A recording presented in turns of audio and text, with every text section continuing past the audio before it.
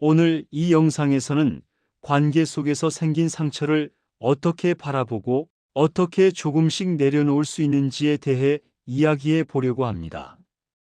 특히 가족과 가까운 사람 사이에서 생기는 갈등은 마음에 오래 남고 때로는 삶 전체를 무겁게 만들기도 합니다. 부처님 말씀은 그런 마음을 억지로 바꾸라고 하지 않습니다. 다만 우리가 스스로를 괴롭히는 방식에서 조금 벗어날 수 있도록 조용히 길을 보여줍니다. 사람은 누구나 관계 속에서 상처를 받습니다. 부모와 자식 사이에서도, 부부 사이에서도, 형제자매 사이에서도, 심지어 아주 가까웠던 친구 사이에서도 마음이 다칠 수 있습니다. 우리는 흔히 이렇게 생각합니다. 저 사람이 나를 아프게 했다. 저 사람이 먼저 잘못했다. 그래서 내가 이렇게 힘든 거다. 이 생각은 너무나 자연스럽습니다. 부처님도 이런 감정을 부정하지 않으셨습니다. 다만 여기에서 한 걸음 더 들어가 보자고 하셨습니다.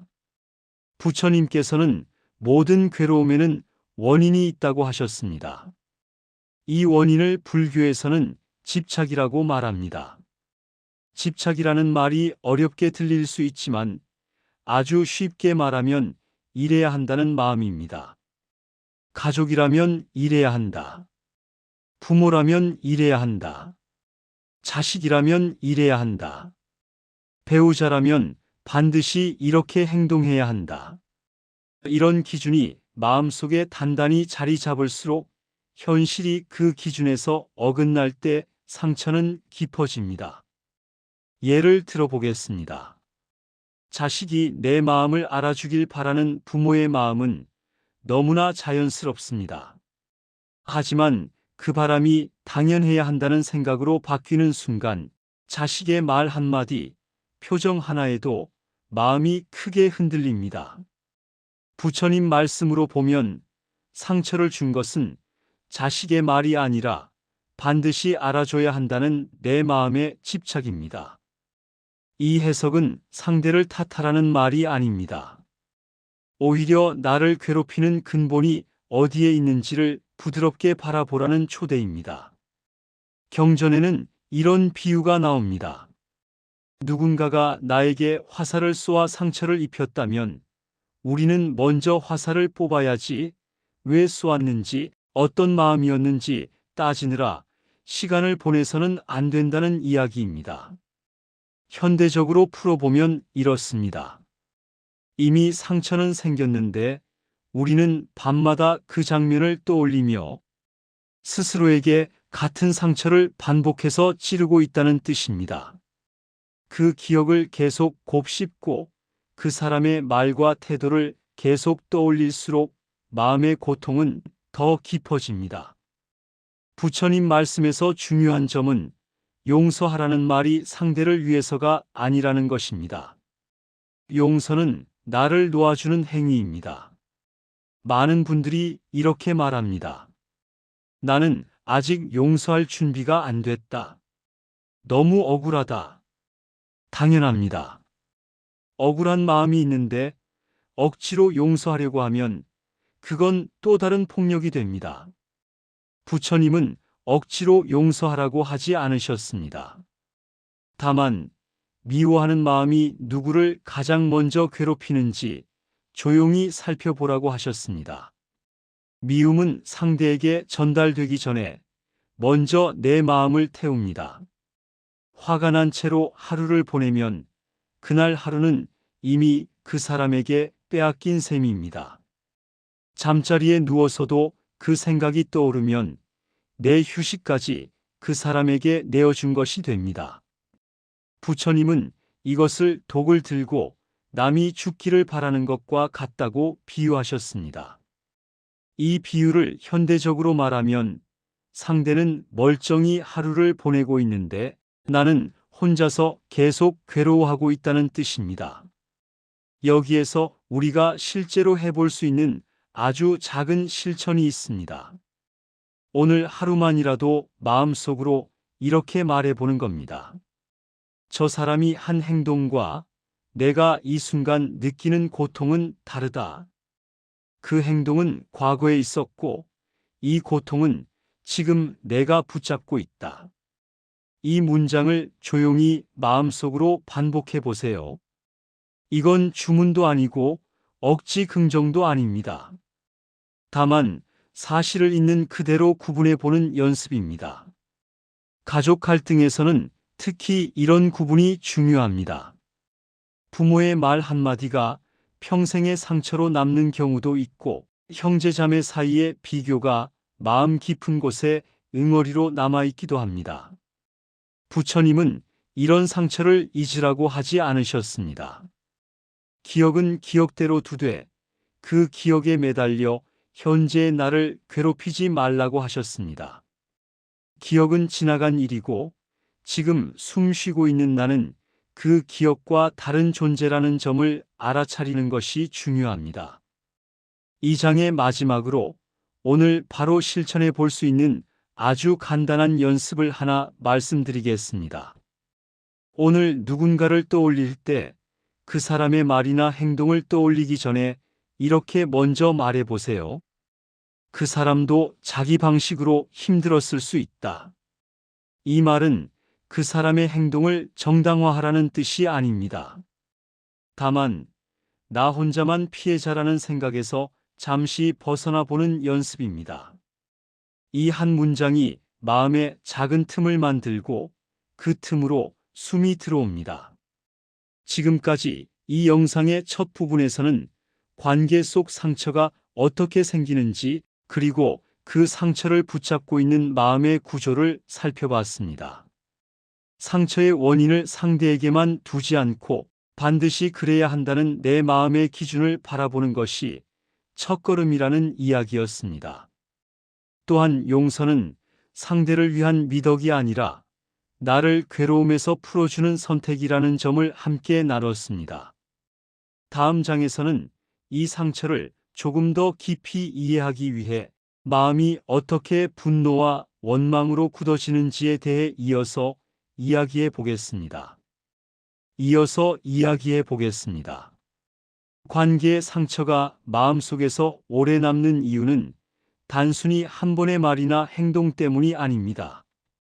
그 일 이후로 마음이 어떤 방향으로 반복해서 움직이느냐가 더 중요합니다.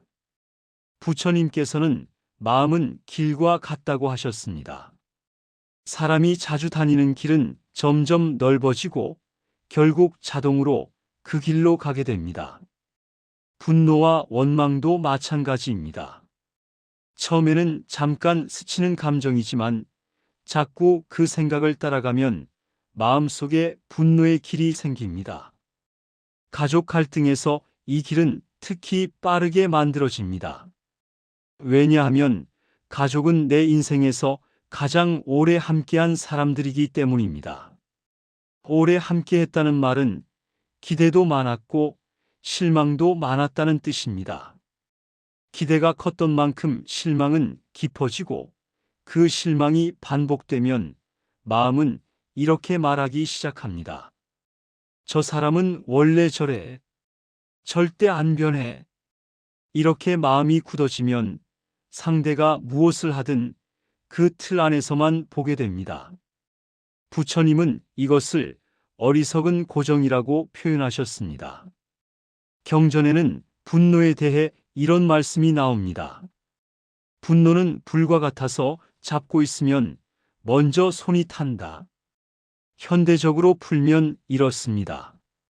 화를 내는 순간 우리는 상대에게 상처를 주기도 하지만 그보다 먼저 내 몸과 마음이 긴장하고 망가집니다.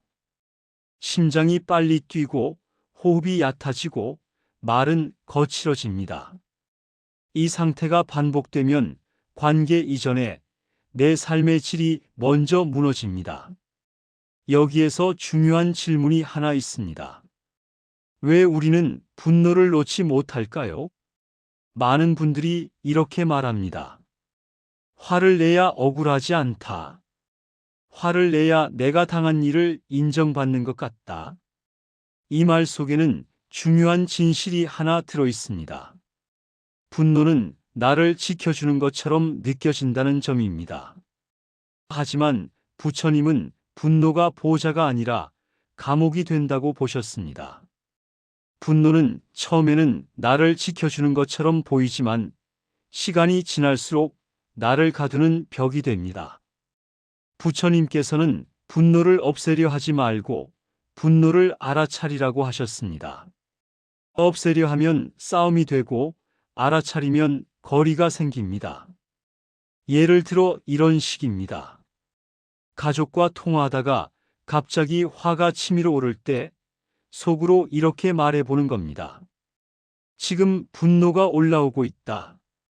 이 말은 아주 단순하지만 효과가 큽니다. 분노와 내가 하나가 되는 대신 분노를 바라보는 내가 생기기 때문입니다. 이 연습은 처음에는 어색합니다. 하지만 반복할수록 마음의 자동 반응이 조금 느려집니다. 바로 말이 튀어나오기 전에 감정이 한 박자 늦춰집니다. 이 한 박자의 여유가 관계를 완전히 바꾸지는 않더라도 상처를 더 깊게 만들지는 않게 해줍니다. 부처님 말씀을 현대적으로 해석하면 깨달음이란 대단한 깨우침이 아니라 반응하기 전에 한 번 숨 쉴 수 있는 힘입니다. 또 하나 중요한 점은 분노 뒤에는 거의 항상 슬픔이 있다는 사실입니다. 인정받고 싶었고, 사랑받고 싶었고, 존중받고 싶었는데 그게 이루어지지 않았을 때 분노가 나타납니다. 하지만 우리는 슬픔을 드러내는 법을 배우지 못했기 때문에 대신 화를 선택합니다. 가족 앞에서는 특히 더 그렇습니다. 약해 보이고 싶지 않아서 상처받았다는 말을 하기 어려워서 화로 감정을 덮어버립니다. 부처님은 마음을 아이에 비유하셨습니다. 아이가 울 때 때리거나 억누르면 더 크게 울듯이 마음도 마찬가지입니다. 화를 내지 말아야지, 이런 감정을 느끼면 안 돼 하고 억누를수록 마음은 더 요동칩니다. 대신 이렇게 말해 보세요. 아, 내가 지금 많이 서운했구나. 이 한 문장은 마음을 진정시키는 자비의 시작입니다. 실제로 해볼 수 있는 연습을 하나 더 말씀드리겠습니다. 오늘 하루 동안 마음이 불편해질 때마다 종이에 짧게 적어보세요. 무엇이 나를 화나게 했는지, 그리고 그 뒤에 숨어있는 진짜 바람은 무엇인지 적는 겁니다. 예를 들어 이렇게 적을 수 있습니다. 아버지의 말투에 화가 났다. 그 뒤에는 존중받고 싶다는 마음이 있었다.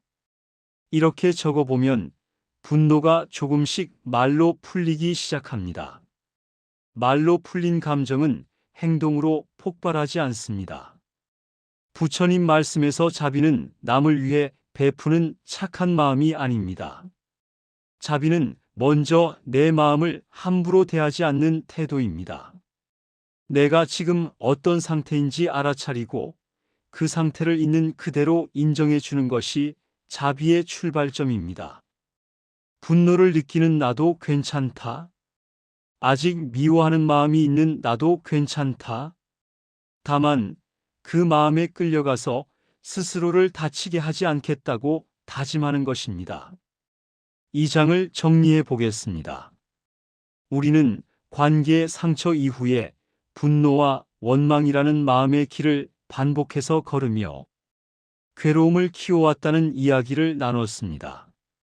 분노는 나를 지켜주는 것처럼 보이지만 결국 나를 가두는 감옥이 된다는 점도 살펴봤습니다. 분노를 없애려 애쓰기보다 지금 이 감정이 올라오고 있음을 알아차리는 것이 첫 실천이라는 점을 말씀드렸습니다.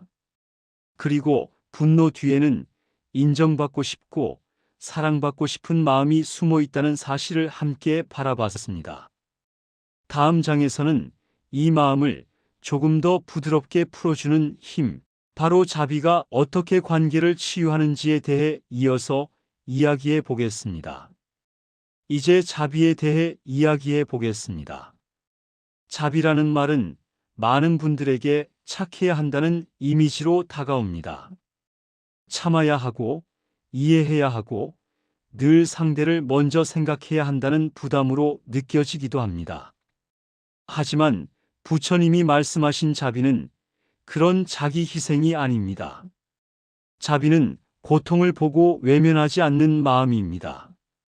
그리고 그 고통에는 나의 고통도 분명히 포함됩니다.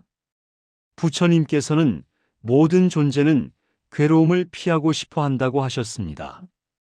이 말은 아주 단순하지만 깊은 통찰을 담고 있습니다. 가족 갈등 속에서도 마찬가지입니다. 나를 힘들게 한 그 사람도 그 사람 나름의 두려움과 상처 속에서 말하고 행동했을 가능성이 큽니다. 이것을 이해한다고 해서 그 행동이 옳아지는 것은 아닙니다. 다만 내 마음 속에서 분노의 불길을 조금 낮추는 데에는 큰 도움이 됩니다.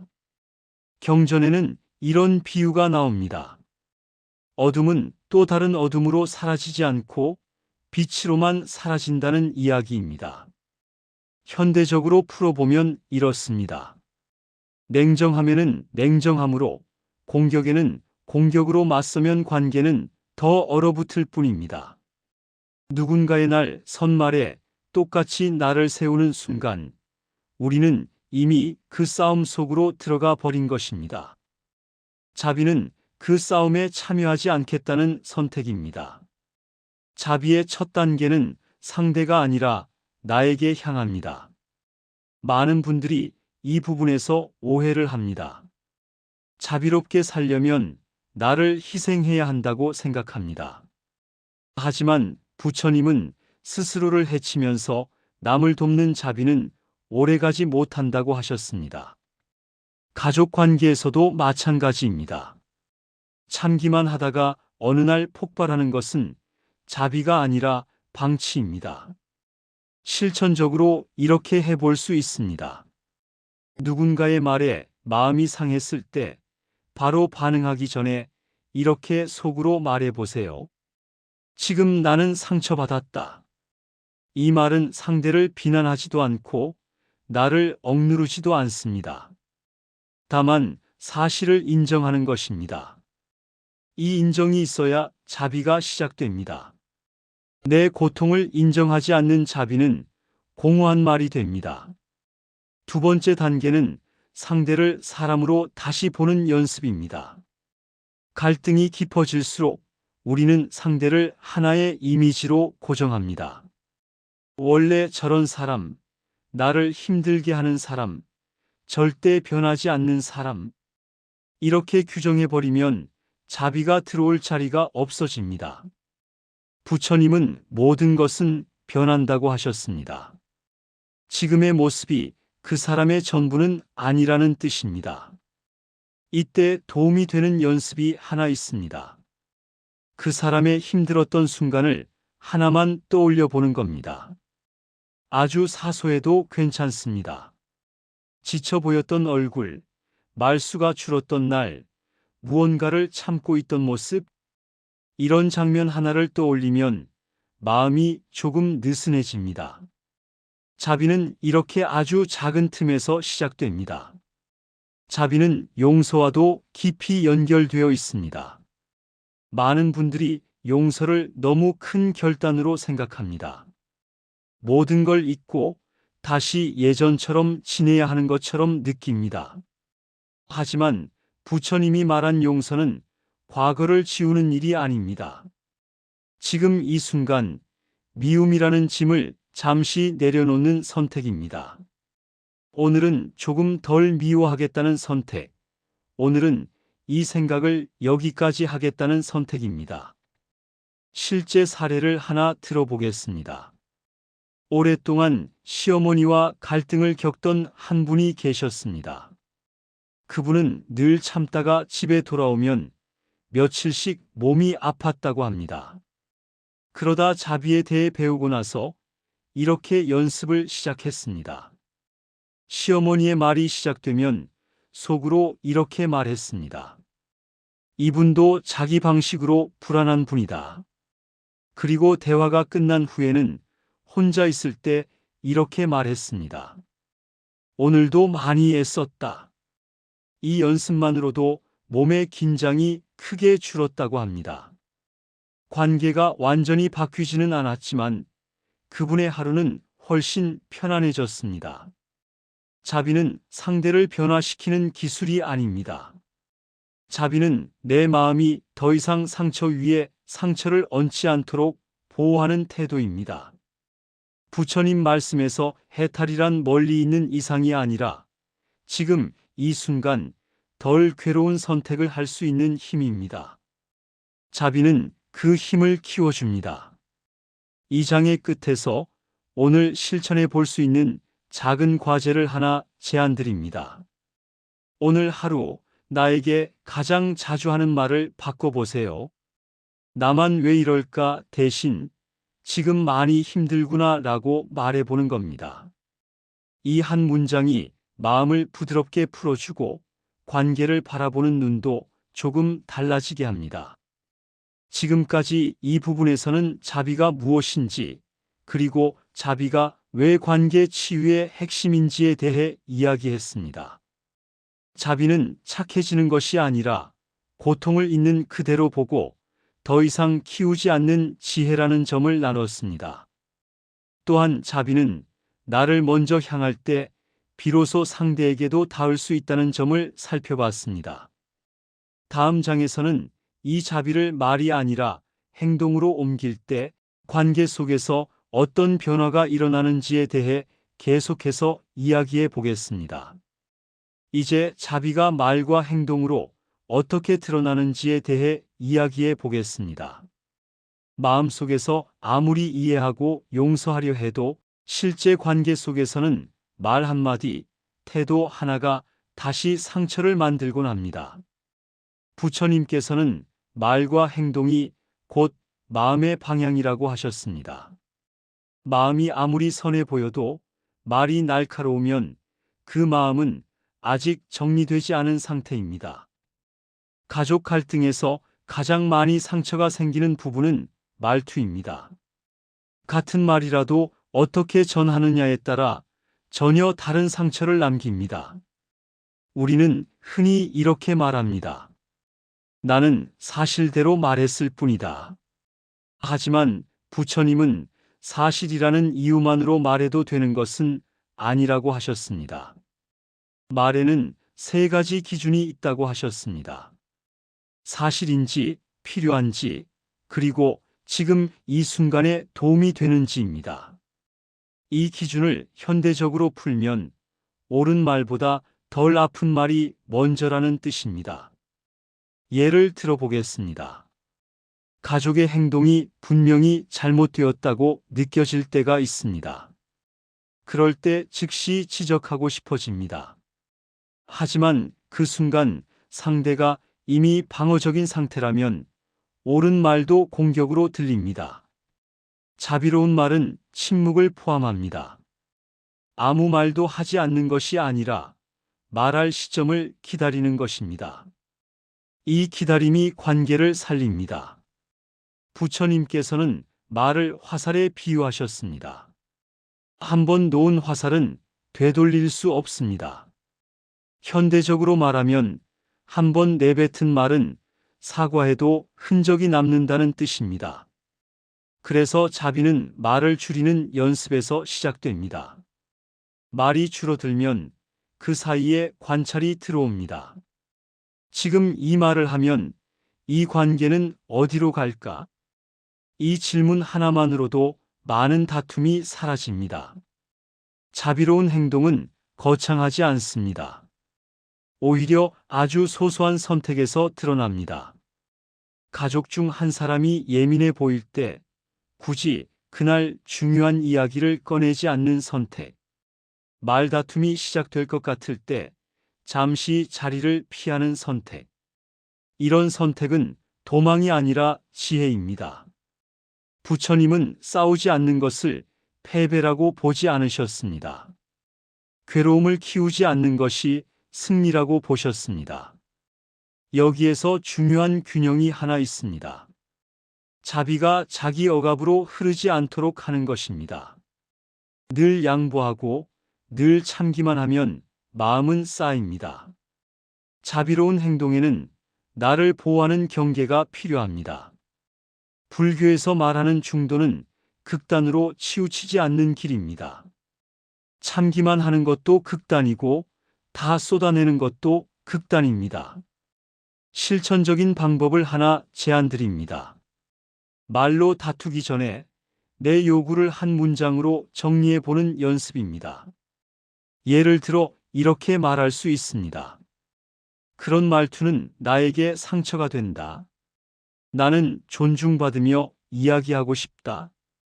이 문장은 상대를 공격하지 않으면서도 내 마음을 분명히 전합니다.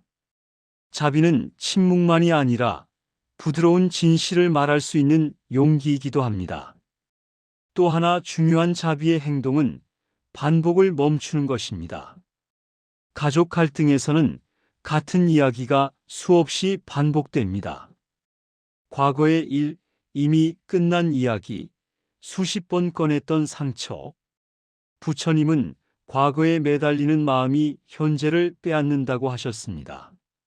물론 상처는 쉽게 사라지지 않습니다. 하지만 매번 꺼내는 것이 정말 치유에 도움이 되는지 아니면 다시 상처를 긁고 있는지 스스로에게 물어볼 필요가 있습니다. 한 사례를 더 말씀드리겠습니다. 형제간 갈등으로 오랫동안 왕래를 끊었던 한 분이 계셨습니다. 그분은 자비를 실천하기 위해 큰 화해를 시도하지 않았습니다. 대신 명절에 짧은 안부 문자 하나를 보내는 것부터 시작했습니다. 잘 지내고 있기를 바란다는 아주 짧은 문장이었습니다. 답장이 오지 않아도 괜찮다고 마음먹었습니다. 그 선택은 상대를 바꾸기 위한 것이 아니라 내 마음을 증오해서 풀어주기 위한 것이었습니다. 시간이 지나고 나서 관계는 조금씩 풀리기 시작했습니다. 자비로운 행동의 핵심은 결과를 통제하려 하지 않는 것입니다. 우리가 하는 자비는 상대의 반응과 상관없이 완결됩니다. 상대가 변하지 않아도, 고맙다는 말을 하지 않아도 내 마음이 덜 괴로워졌다면 이미 의미가 있습니다. 부처님 말씀에서 행위의 가치는 결과보다 의도에 있습니다. 이 장을 마무리하며 정리해 보겠습니다. 자비는 마음속의 생각에서 끝나지 않고 말과 행동으로 이어질 때 관계를 실제로 부드럽게 만든다는 이야기를 나눴습니다. 옳은 말보다 덜 아픈 말이 먼저라는 점, 말의 타이밍과 침묵도 자비의 일부라는 점을 살펴봤습니다. 또한 자비는 자기 억압이 아니라 나를 보호하는 경계와 함께 가야 한다는 점도 함께 나눴습니다. 다음 장에서는 용서라는 주제를 조금 더 깊이 들어가서 왜 용서가 어려운지, 그리고 용서를 강요하지 않으면서도 마음을 가볍게 하는 길에 대해 이어서 이야기해 보겠습니다. 이제 용서에 대해 조금 더 깊이 들어가 보겠습니다. 용서라는 말은 많은 분들에게 부담으로 다가옵니다. 마치 다 이해해야만 할 것 같고, 다 괜찮다고 말해야만 할 것 같고, 다시 예전처럼 지내야 할 의무가 생기는 것처럼 느껴집니다. 그래서 마음속에서는 이렇게 말합니다. 아직은 못하겠다. 아직 너무 아프다. 부처님은 이런 마음을 잘 알고 계셨습니다.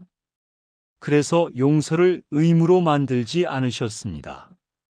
부처님 말씀에서 용서는 해야 할 도덕이 아니라 괴로움을 내려놓는 지혜입니다. 누군가를 용서하지 못해서 내가 나쁜 사람이 되는 것은 아닙니다. 다만 용서하지 못한 마음을 오래 붙잡고 있을수록 그 무게를 내가 계속 들고 가게 됩니다. 부처님은 이것을 짐을 지고 가는 사람의 비유로 설명하셨습니다. 이미 필요 없는 짐을 내려놓을 수 있는데도 익숙하다는 이유로 계속 짊어지고 가는 모습입니다. 현대적으로 풀어보면 이렇습니다. 이미 끝난 말과 행동을 마음속에서 계속 재생하면서 그때마다 다시 상처를 입는 것입니다. 상대는 그 장면을 잊었을 수도 있고 아예 기억하지 못할 수도 있습니다. 하지만 나는 혼자서 그 장면을 반복하며 괴로워합니다. 용서는 이 반복 재생을 멈추는 선택입니다. 여기에서 중요한 점은 용서는 기억을 지우는 일이 아니라는 것입니다. 부처님은 지혜로운 사람은 불을 만지지 않는다고 하셨습니다. 불에 데였던 기억이 있기 때문에 다시 조심하게 되는 것입니다. 용서한다고 해서 그 사람을 다시 가까이 두어야 하는 것은 아닙니다.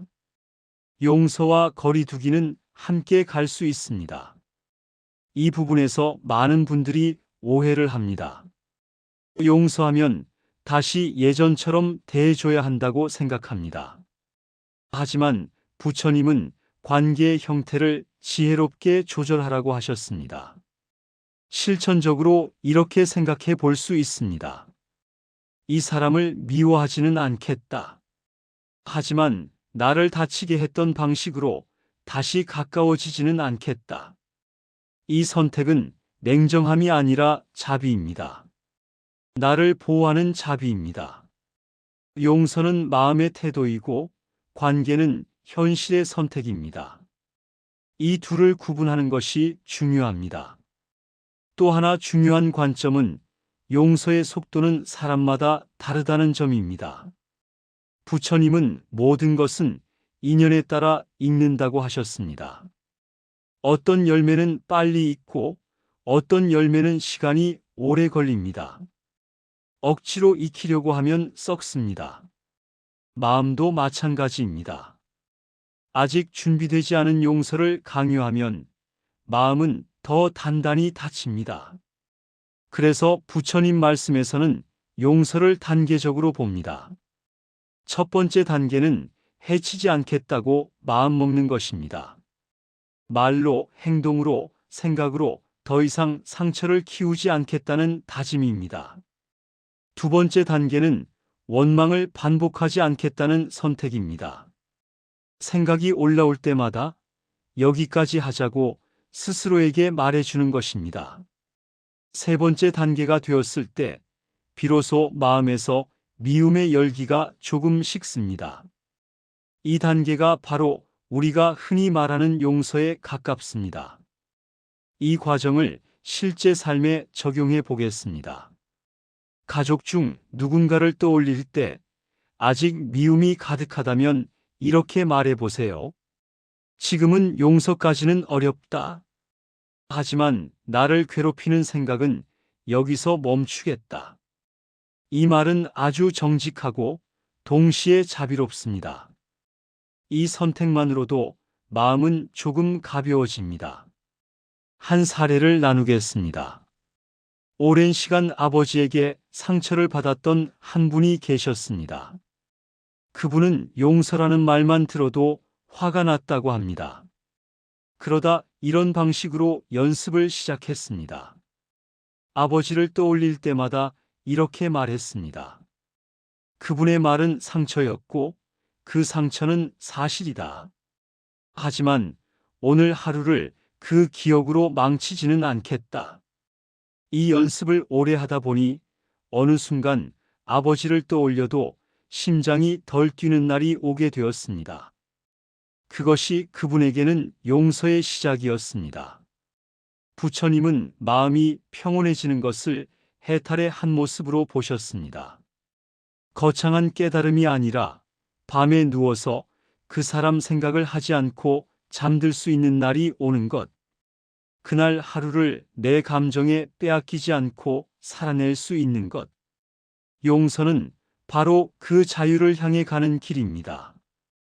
이 장의 끝에서 오늘 해볼 수 있는 작은 실천을 하나 드리겠습니다. 오늘 잠자리에 들기 전에 마음속에서 가장 힘든 사람을 하나 떠올려 보세요. 그리고 이렇게 말해 보세요. 오늘은 여기까지 하겠다. 이 사람에 대한 생각은 오늘은 내려놓겠다. 이 말이 완벽하게 느껴지지 않아도 괜찮습니다. 다만 내려놓으려는 방향을 마음에 알려주는 것으로 충분합니다. 지금까지 이 부분에서는 용서가 왜 어려운지, 그리고 용서를 강요하지 않으면서도 마음을 가볍게 하는 길에 대해 이야기했습니다. 용서는 상대를 위한 결단이 아니라 나를 자유롭게 하는 선택이라는 점을 함께 나눴습니다. 또한 용서는 기억을 지우는 것이 아니라 반복되는 고통을 멈추는 것이라는 점도 살펴봤습니다. 다음 장에서는 가족이라는 관계 안에서 특히 깊은 상처가 생기는 이유와 그 관계를 어떻게 새롭게 바라볼 수 있는지에 대해 이어서 이야기해 보겠습니다. 이제 가족이라는 관계를 조금 다른 시선으로 바라보는 이야기를 해보겠습니다. 가족은 가장 가까운 관계이면서 동시에 가장 아픈 상처를 남기기도 합니다. 왜 그럴까요? 부처님 말씀으로 보면 가까울수록 기대가 커지고 기대가 클수록 실망도 깊어지기 때문입니다. 모르는 사람에게는 상처받아도 금방 잊히지만 가족에게 받은 말은 오래 남습니다. 그만큼 마음을 많이 열어두었기 때문입니다. 부처님께서는 모든 인연은 원래부터 정해진 역할을 가진 것이 아니라고 하셨습니다. 부모는 반드시 이래야 하고 자식은 반드시 저래야 한다는 생각은 인간이 만들어낸 기준입니다. 이 기준이 강할수록 가족은 서로를 있는 그대로 보지 못하고 역할로만 보게 됩니다. 아버지는 항상 강해야 하고 어머니는 항상 희생해야 하고 자식은 항상 이해해야 한다는 틀이 생깁니다.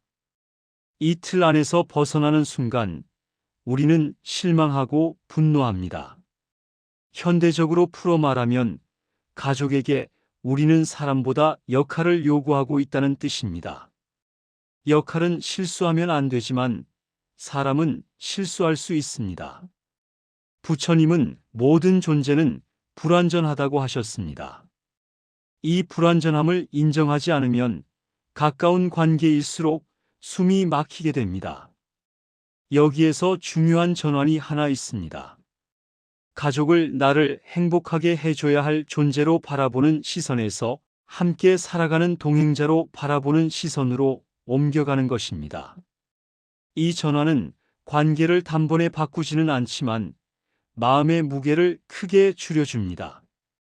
동행자는 때로는 나를 도와주고 때로는 나를 힘들게 하기도 합니다.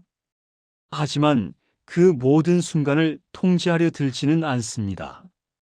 부처님은 인연에는 각자의 업이 있다고 하셨습니다. 업이라는 말은 어렵게 들릴 수 있지만 쉽게 말하면 각자가 살아오며 만들어온 습관과 상처의 결과입니다. 부모가 완벽하지 않은 이유도 자식이 늘 기대에 못 미치는 이유도 모두 그 사람이 살아온 시간의 흔적입니다. 이 사실을 이해하기 시작하면 분노는 조금씩 연민으로 바뀝니다. 실천적인 관점에서 이런 연습을 해볼 수 있습니다. 가족 중 한 사람을 떠올리며 이렇게 말해 보세요. 이 사람도 자기 인생을 처음 살아보고 있다. 이 문장은 마음을 놀랍도록 부드럽게 만듭니다. 부모도 부모 역할이 처음이고 자식도 자식 역할이 처음입니다. 완벽할 수 없는 것이 너무나 당연합니다. 가족 갈등에서 또 하나 중요한 부분은 인정받고 싶은 마음입니다. 특히 부모에게 혹은 자식에게 인정받고 싶은 마음은 아주 깊습니다. 부처님은 타인의 인정에 의존하는 마음은 늘 불안하다고 하셨습니다. 왜냐하면 그 인정은 내가 통제할 수 없기 때문입니다. 아무리 애써도 상대가 주지 않으면 받을 수 없습니다. 그래서 부처님은 이렇게 가르치셨습니다. 내가 나를 인정할 수 있을 때 타인의 말은 힘을 잃는다. 현대적으로 말하면 스스로에게 이렇게 말해 줄 수 있어야 한다는 뜻입니다. 나는 최선을 다했다. 부족했을 수는 있지만 무가치하지는 않다. 이 말을 반복해서 마음에 심어주면 가족의 말 한마디가 예전처럼 깊이 파고들지 않습니다. 한 사례를 들어보겠습니다. 늘 어머니의 비교에 상처받던 한 분이 계셨습니다. 그분은 어머니의 말이 바뀌지 않는다는 사실을 받아들이기로 했습니다. 대신 매번 비교를 들을 때마다 속으로 이렇게 말했습니다. 나는 이미 내 삶을 살아가고 있다. 이 연습은 어머니를 바꾸지 않았지만 그분의 마음을 단단하게 만들었습니다. 어느 순간부터 비교의 말이 들어와도 오래 머물지 않게 되었습니다. 부처님 말씀에서 자유란 관계를 끊는 것이 아니라 관계에 끌려다니지 않는 것입니다. 가족이라는 인연은 쉽게 끊을 수 없고 끊을 필요도 없습니다. 다만 그 인연 안에서 내가 나를 잃지 않는 것이 중요합니다. 자비와 용서의 가르침은 바로 그 지점을 향하고 있습니다. 이 장을 정리해 보겠습니다. 가족 관계에서 상처가 깊어지는 이유는 기대와 역할에 대한 집착 때문이라는 이야기를 나눴습니다. 가족을 역할이 아니라 불완전한 사람으로 바라볼 때 마음의 긴장이 풀린다는 점도 살펴봤습니다. 또한 인정받고 싶은 마음을 스스로 돌보는 것이 관계 치유의 중요한 열쇠라는 점을 함께 나눴습니다. 다음 장에서는 관계를 완전히 끊지 않으면서도 건강한 거리를 만드는 지혜에 대해 이어서 이야기해 보겠습니다. 이제 관계를 완전히 끊지 않으면서도 마음을 지킬 수 있는 거리의 지혜에 대해 이야기해 보겠습니다. 많은 분들이 이렇게 고민합니다. 계속 만나자니 너무 힘들고 그렇다고 끊어내자니 죄책감이 든다. 특히 가족 관계에서는 이 마음이 더 큽니다. 부처님 말씀은 이 두 선택 사이에 다른 길이 있다고 말합니다. 그것이 바로 지혜로운 거리입니다. 불교에서 말하는 거리는 물리적인 거리만을 뜻하지 않습니다. 마음의 거리, 기대의 거리, 감정의 거리를 포함합니다. 가까이 있다고 해서 반드시 마음까지 가까워야 하는 것은 아닙니다. 부처님은 모든 인연은 거리에 따라 맑아진다고 하셨습니다. 너무 붙어 있으면 숨이 막히고 너무 멀어지면 차가워집니다. 그래서 중도가 필요합니다. 현대적으로 풀어 말하면 상대의 삶과 내 삶을 구분하는 연습입니다. 가족 갈등이 심해질수록 우리는 상대의 감정까지 책임지려 합니다. 저 사람이 화가 나면 내가 잘못한 것 같고 저 사람이 우울하면 내가 해결해야 할 것처럼 느껴집니다. 하지만 부처님은 각자의 마음은 각자가 짊어지는 것이라고 하셨습니다. 공감은 필요하지만 떠안음은 필요하지 않습니다. 실천적으로 이런 연습을 해볼 수 있습니다. 가족과 대화한 뒤에 마음이 무거워질 때 이렇게 속으로 말해보세요. 이 감정은 저 사람의 감정이고 나는 여기까지 듣겠다. 이 문장은 차갑게 들릴 수 있지만 실제로는 나를 지키는 자비입니다. 감정을 모두 흡수하지 않겠다는 선언입니다. 또 하나 중요한 거리는 기대의 거리입니다. 우리는 무의식적으로 상대가 변해주길 바랍니다. 이번에는 다르겠지, 이번에는 이해해주겠지, 이런 기대가 반복해서 실망으로 돌아옵니다. 부처님은 기대는 괴로움의 씨앗이라고 하셨습니다. 기대를 완전히 버리라는 말이 아니라 기대의 크기를 현실에 맞추라는 뜻입니다. 예를 들어 늘 같은 말로 상처를 주는 가족이 있다면 그 사람이 갑자기 달라질 것이라고 기대하지 않는 것입니다. 대신 이렇게 마음먹는 겁니다. 이 사람은 이런 말을 할 가능성이 있다. 그러니 나는 준비하겠다. 이 준비는 체념이 아니라 예방입니다. 마음의 방어력을 키우는 지혜입니다. 거리의 지혜는 만남의 빈도에도 적용됩니다. 꼭 매번 길게 만나야 할 필요는 없습니다. 짧게 만나고 일찍 마무리하는 것도 하나의 선택입니다. 부처님은 자신의 한계를 아는 것을 지혜라고 하셨습니다. 아직 감당할 힘이 없는데 억지로 오래 머무는 것은 수행이 아니라 소모입니다. 사례를 하나 나누겠습니다. 명절마다 심한 갈등을 겪던 한 분이 계셨습니다. 그분은 자비와 거리에 대해 배우고 나서 방문 시간을 스스로 정했습니다. 오래 머물지 않겠다고 마음먹고 그 시간 안에서는 최대한 평온하게 지내려고 했습니다. 누군가의 말이 날카로워질 때는 화장실에 잠시 다녀오거나 다른 방으로 이동했습니다. 이 작은 선택들이 명절 후의 탈진을 크게 줄여주었습니다. 거리의 지혜에서 꼭 짚고 넘어가야 할 점이 하나 있습니다. 거리를 둔다고 해서 마음까지 닫을 필요는 없다는 점입니다. 부처님은 지혜와 자비는 함께 간다고 하셨습니다. 겉으로는 거리를 두되 마음속에서는 증오를 키우지 않는 것. 이것이 불교에서 말하는 성숙한 관계입니다.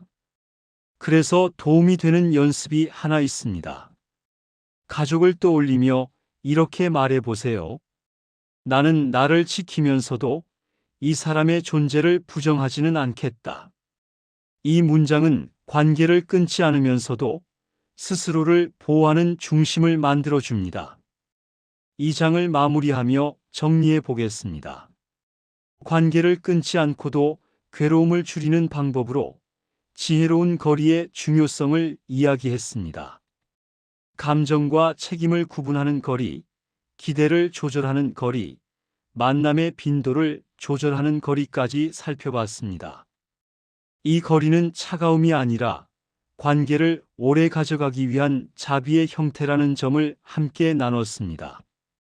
다음 장에서는 나와 상대를 동시에 놓아주는 더 깊은 자유, 즉 내려놓음에 대해 이어서 이야기해 보겠습니다.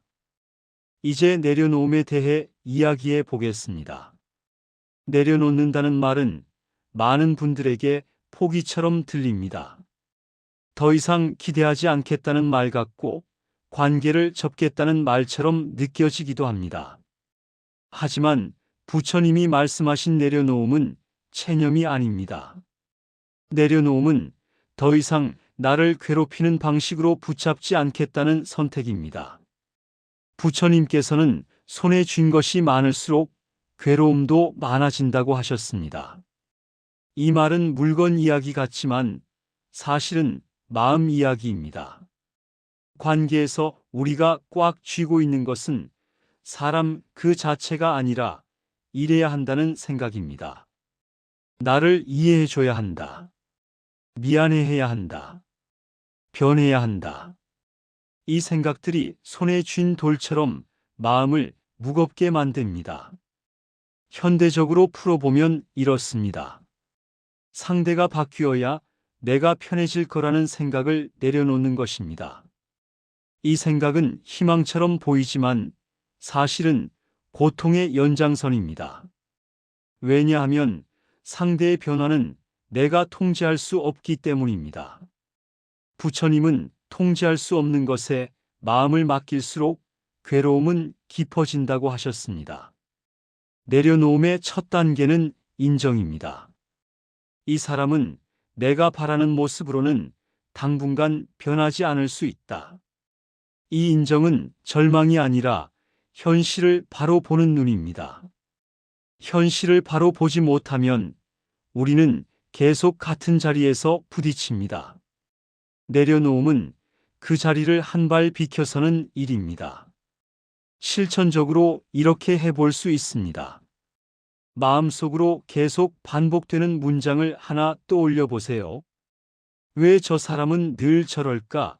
언제쯤 달라질까? 왜 나만 참고 살아야 할까? 이 문장 뒤에 이렇게 덧붙여 보세요. 지금 이 생각이 나를 편하게 하는가?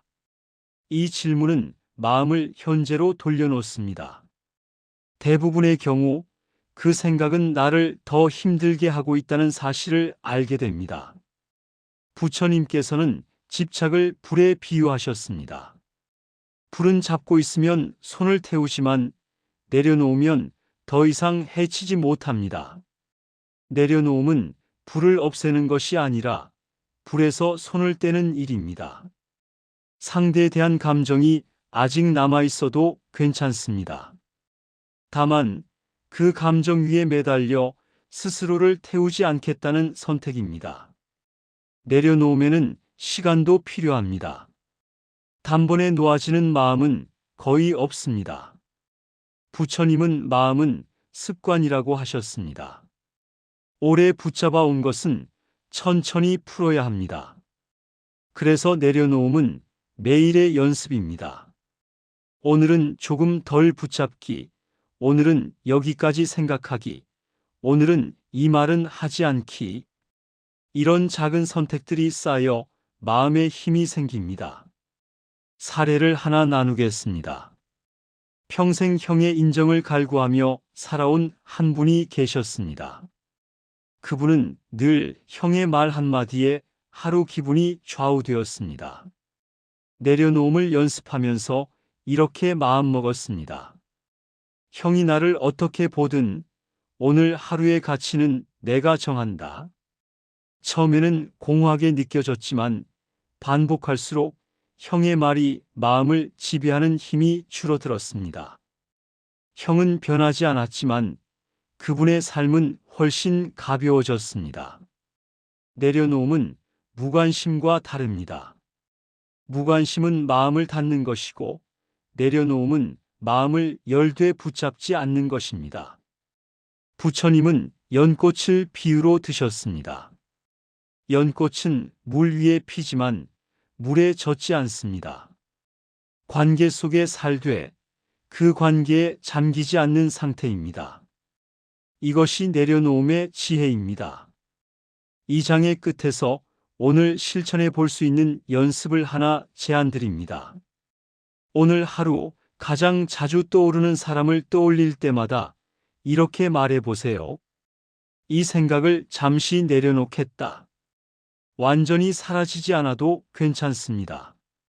잠시 내려놓는 것만으로도 마음은 숨을 쉽니다. 이 장을 정리해 보겠습니다. 내려놓음은 포기가 아니라 나를 괴롭히는 집착에서 손을 떼는 선택이라는 이야기를 나눴습니다. 상대의 변화에 기대는 마음을 내려놓고 내가 통제할 수 있는 나의 선택으로 돌아오는 것이 내려놓음의 핵심이라는 점을 살펴봤습니다. 또한 내려놓음은 한 번의 결심이 아니라 매일 반복되는 작은 연습이라는 점도 함께 나눴습니다. 다음 장에서는 이 모든 과정을 거쳐 마음에 생겨나는 변화, 그리고 관계를 바라보는 시선이 어떻게 달라지는지에 대해 이어서 이야기해 보겠습니다. 이제 마음에 실제로 어떤 변화가 생기는지, 그리고 관계를 바라보는 시선이 어떻게 달라지는지에 대해 이야기해 보겠습니다. 자비와 용서, 거리와 내려놓음을 조금씩 실천하다 보면 어느 날 갑자기 모든 문제가 해결되는 순간이 오지는 않습니다. 대신 아주 조용한 변화가 먼저 찾아옵니다. 예전 같으면 하루 종일 붙잡고 있던 생각이 어느 순간 짧아져 있는 것을 발견하게 됩니다. 부처님께서는 마음의 변화는 소리 없이 온다고 하셨습니다. 큰 깨달음처럼 번쩍이는 것이 아니라 괴로움이 머무는 시간이 줄어드는 것으로 드러난다는 뜻입니다. 예전에는 가족과 통화 한 번 하고 나면 하루 종일 가라앉아 있었는데 이제는 몇 시간 정도 지나면 다시 일상으로 돌아옵니다. 예전에는 잠자리에 누워서도 그 사람의 말을 되뇌었는데 이제는 다른 생각으로 잠들 수 있는 날이 늘어납니다. 이것이 변화의 신호입니다. 관계를 바라보는 시선도 달라집니다. 상대의 말과 행동이 완전히 달라지지 않았는데도 마음이 덜 흔들립니다. 부처님 말씀으로 보면 바깥 세상이 변한 것이 아니라 안쪽의 집착이 느슨해진 것입니다. 그래서 같은 말이 들어와도 예전만큼 깊이 박히지 않습니다. 마음에 쿠션이 생긴 것처럼 느껴질 수 있습니다. 이때 중요한 점은 이 변화를 과대평가하지도 과소평가하지도 않는 것입니다. 어떤 날은 다시 예전처럼 화가 날 수도 있고 미움이 강하게 올라올 수도 있습니다. 그럴 때 이렇게 생각해 보세요. 실패한 것이 아니라 연습 중이다. 부처님은 수행을 길에 비유하셨습니다. 걷다 보면 넘어질 수도 있지만 길에서 벗어난 것은 아닙니다. 또 하나 달라지는 점은 상대를 바꾸고 싶다는 마음이 줄어든다는 것입니다. 예전에는 끊임없이 설득하려 하고 이해시키려 하고 인정받으려 했습니다. 하지만 마음이 조금 가벼워지면 이렇게 생각하게 됩니다. 저 사람은 저 사람의 길을 가고 있고 나는 나의 길을 가고 있다. 이 생각은 차가운 단절이 아니라 서로를 존중하는 거리입니다. 실천적인 변화도 함께 옵니다. 말이 줄어들고 반응이 느려집니다. 꼭 하지 않아도 되는 말은 하지 않게 되고 꼭 해야 할 말은 더 차분하게 하게 됩니다. 부처님은 지혜로운 사람은 말을 아끼고 행동을 살핀다고 하셨습니다. 이 변화는 주변 사람들도 느낍니다. 관계가 갑자기 좋아졌다고 말하지는 않지만 덜 부딪히게 되었다고 느낍니다. 사례를 하나 더 나누겠습니다. 늘 가족 모임에서 말다툼을 하던 한 분이 계셨습니다. 자비와 내려놓음을 연습한 뒤로 그분은 모든 말에 반응하지 않기로 했습니다. 대신 꼭 필요한 말만 짧게 했습니다. 어느 날 다른 가족이 이렇게 말했다고 합니다. 요즘은 예전보다 편해진 것 같네. 그 말 한마디가 그분에게는 큰 확인이 되었습니다. 관계는 서서히 그러나 분명히 변하고 있었습니다. 이 과정에서 꼭 기억해야 할 것이 하나 있습니다. 변화의 기준을 상대에게 두지 말라는 점입니다. 상대가 사과했는지, 변했는지, 이해해줬는지를 기준으로 삼으면 다시 괴로워집니다.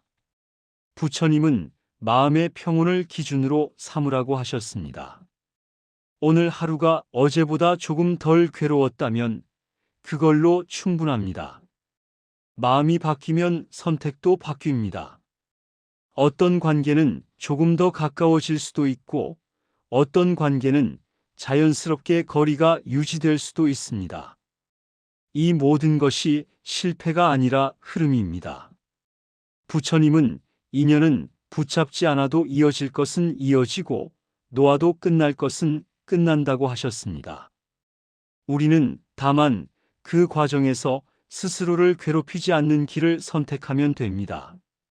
이 장을 정리해 보겠습니다. 자비와 용서, 내려놓음을 실천하면서 마음에 생기는 가장 큰 변화는 괴로움의 밀도가 줄어든다는 점이라는 이야기를 나눴습니다. 같은 상황에서도 덜 흔들리고 회복이 빨라지는 것이 변화의 신호라는 점을 살펴봤습니다. 또한 관계의 변화를 상대가 아니라 내 마음의 평온으로 측정해야 한다는 점도 함께 나눴습니다. 다음 장에서는 이 모든 가르침을 일상 속에서 오래 유지하기 위한 방법, 즉 마음을 다시 굳어지지 않게 돌보는 지혜에 대해 이어서 이야기해 보겠습니다. 이제 마지막으로 이 마음의 상태를 어떻게 일상 속에서 오래 유지할 수 있는지에 대해 이야기해 보겠습니다. 자비와 용서, 거리와 내려놓음을 조금이라도 경험해 본 분들은 이런 생각을 하게 됩니다.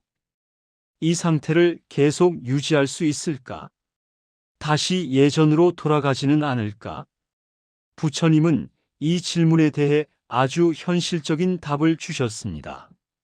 마음은 늘 움직이기 때문에 돌보지 않으면 다시 굳어진다는 말씀입니다. 부처님께서는 마음을 정원에 비유하셨습니다. 잡초는 가만히 두어도 자라지만 꽃은 돌보지 않으면 시듭니다. 관계의 상처도 마찬가지입니다. 가만히 두면 예전 생각이 다시 자라나고 분노와 원망이 고개를 듭니다. 그래서 중요한 것은 완벽한 마음 상태를 유지하는 것이 아니라 굳어지기 시작할 때 알아차리고 다시 풀어주는 것입니다. 현대적으로 풀어보면 감정 관리가 아니라 감정 돌봄입니다. 관리하려 하면 억누르게 되고 돌보려 하면 이해하게 됩니다. 하루를 마치며 아주 짧게라도 내 마음을 돌아보는 시간이 도움이 됩니다. 오늘 어떤 말이 나를 불편하게 했는지, 그때 나는 나에게 어떤 말을 해줬는지, 이 정도만 살펴봐도 마음은 정리됩니다. 실천적인 방법을 하나 제안드립니다. 하루가 끝날 때 마음속으로 이 세 문장을 천천히 말해보세요. 오늘도 최선을 다했다. 부족한 순간이 있어도 괜찮다. 내일은 조금 더 부드러워질 수 있다. 이 문장은 반성문이 아니라 자비의 마무리입니다. 하루를 스스로 비난하지 않고 놓아주는 연습입니다. 또 하나 중요한 습관은 마음이 다시 굳어질 때를 알아보는 신호를 아는 것입니다. 예를 들어 특정 사람 이야기를 하면 몸이 먼저 긴장한다든지 같은 장면을 계속 떠올린다든지 말이 거칠어지는 순간이 있습니다. 이런 신호가 보이면 이렇게 말해보세요. 아, 지금 마음이 다시 굳어지고 있구나.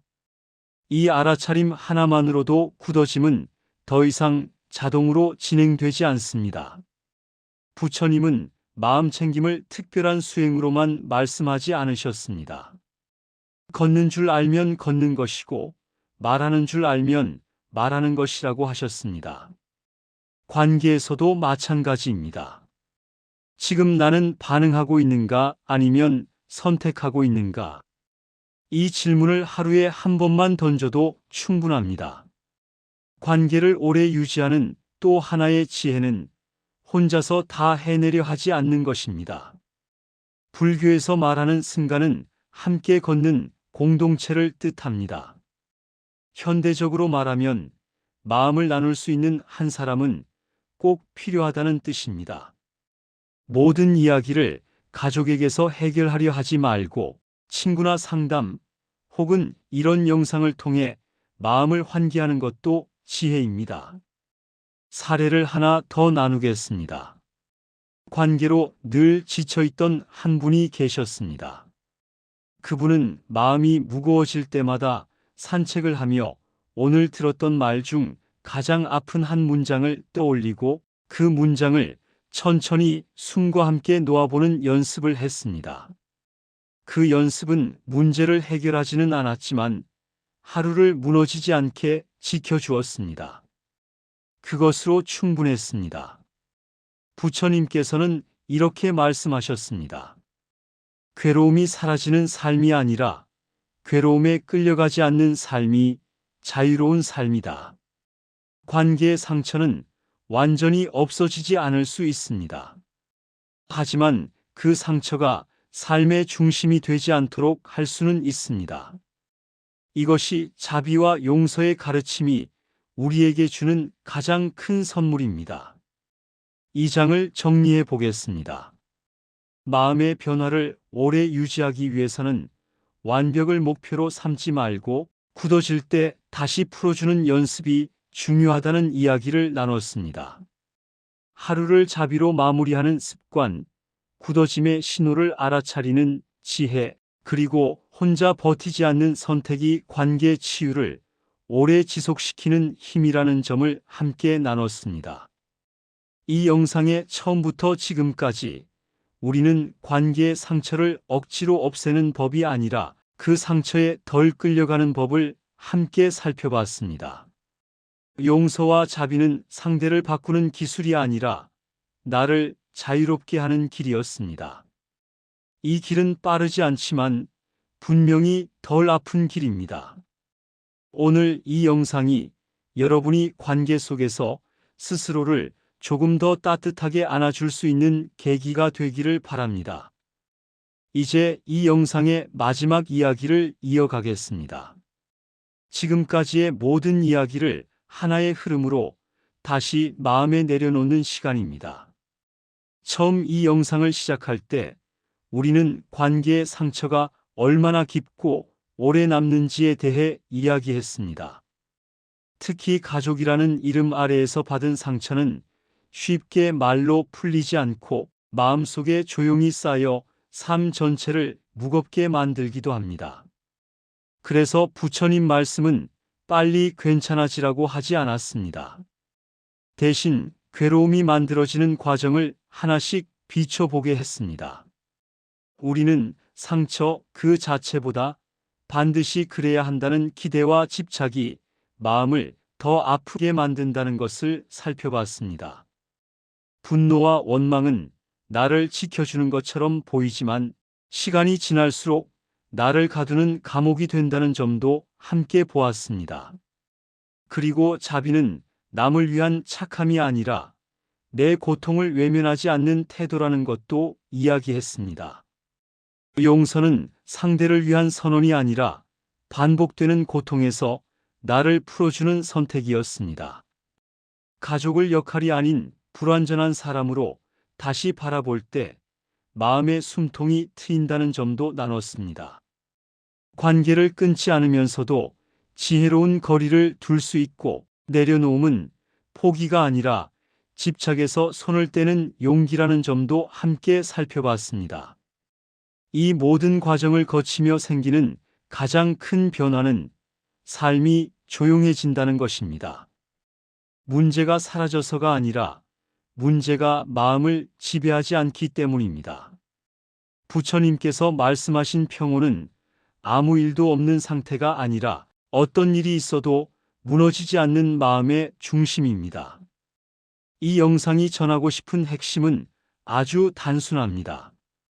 관계를 완벽하게 만들 필요는 없다는 것, 모든 상처를 용서하지 못해도 괜찮다는 것, 다만 그 상처 때문에 나 자신을 계속 괴롭히지 않아도 된다는 것입니다. 부처님 가르침은 늘 우리 편이었습니다. 참아라, 견뎌라, 착해져라가 아니라 더 이상 아프지 않아도 된다고 말해줍니다. 앞으로도 관계 속에서 분명히 마음이 흔들리는 날이 올 것입니다. 다시 화가 나고 서운하고 미워지는 날도 있을 겁니다. 그럴 때 이 말을 한번 떠올려 보세요. 나는 지금 연습 중이다. 이 말은 나를 비난하지 않게 해주고 다시 중심으로 돌아오게 해줍니다. 오늘 이 영상이 여러분의 관계를 당장 바꾸지는 못할지도 모릅니다. 하지만 적어도 혼자가 아니라는 느낌은 남길 수 있기를 바랍니다. 괴로움에는 길이 있고 그 길은 이미 많은 사람들이 걸어왔으며 여러분도 그 길 위에 서 있다는 사실을 기억해 주세요. 지금 이 순간에도 충분히 애쓰고 있는 여러분 자신에게 마음속으로 이렇게 한번 말해주면 좋겠습니다. 여기까지 잘 왔다. 이 한마디가 자비의 완성입니다.